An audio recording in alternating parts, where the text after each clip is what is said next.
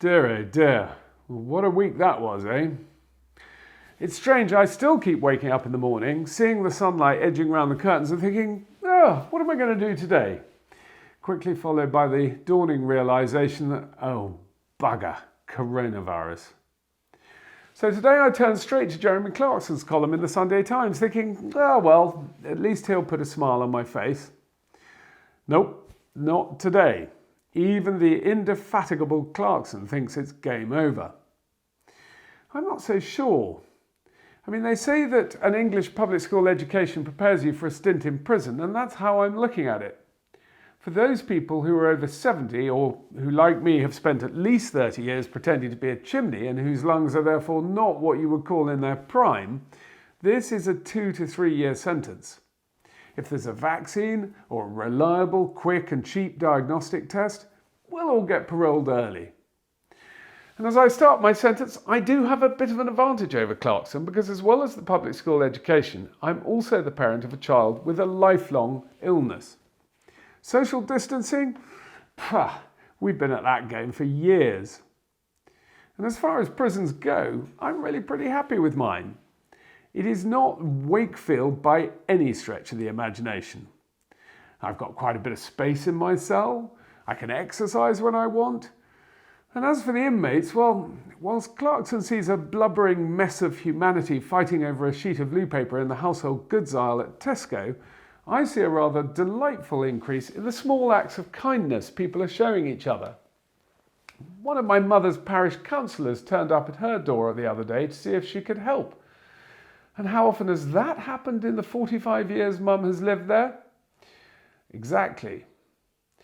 Anyway, however nice my prison, I'm going to have to think of some new ways to pass the time. Now, I did think that summer's just round the corner. Perhaps I could just spend the first year mowing the lawn with my teeth. But I don't think that's going to be quite enough. So I've bought a 1.5 metre model of the Titanic to build, which seems strangely appropriate. And I'm sure it's going to take me at least 2 or 3 months to put this together. But it's not really gadgety enough for me to review. So I've also bought this model called the Silver Bullet, designed in the Ukraine by a company called Timeformachine. It costs just shy of $55.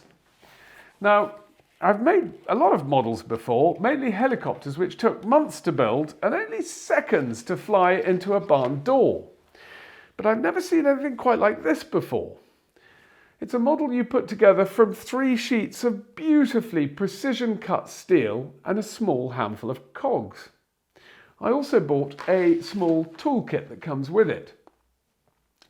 Now, I was going to say you probably haven't got time to sit there and watch me put this together. On the other hand, no, I'll spare you that. It's time to speed things up a little bit.